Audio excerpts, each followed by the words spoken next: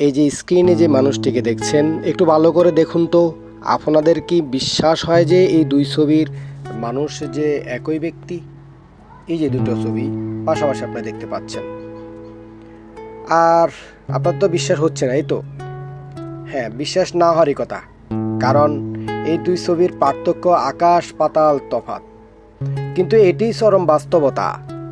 আমরা জানি মানুষের বয়স বাড়লে চেহারার পরিবর্তন আসে, মানুষ একটা সময়ে গিয়ে দুর্বল হয়ে যায়, এটা তো সত্য, সেটা স্বাভাবিক।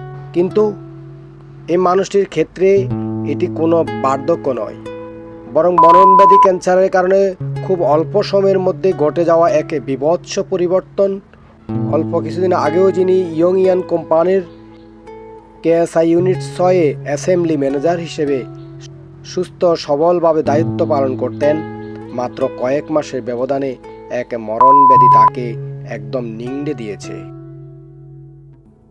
একজন মানুষকে সুস্থ সবল অবস্থা থেকে মরণব্যাধি ক্যান্সার কিভাবে নিমিষেই নিঃশেষ করে দেয়, এটি সত্যিই আমাদের জন্য এক বড় শিক্ষা।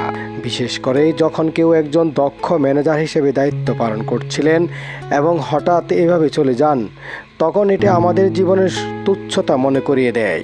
মানুষের অহংকার করার মতো কিছুই নেই। জীবন যে কতটুকু অনিশ্চিত তা এই দৃশ্যটি বলে দেয়।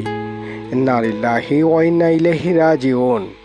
বাম পাশের ছবিতে যে হাসি খুশি সুদর্শন মানুষটিকে দেখছেন, তিনি ইয়ং ওয়ান কোম্পানির কেএসআই ইউনিট 6-এর অ্যাসেম্বলি ম্যানেজারের দায়িত্বে ছিলেন। আর ডান পাশের ছবিটি ঠিক একই মানুষের, যাকে মরণব্যাধি ক্যান্সার তিলে তিলে নিংড়ে নিয়েছে।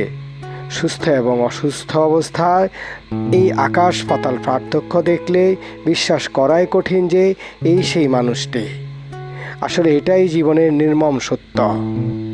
আজ আমরা সুস্থ আছি, হাসছি, বড় বড় কথা বলছি, কিন্তু কখন কার উপর এমন ঘোর অন্ধকার নেমে আসবে আমরা কেউই জানি না।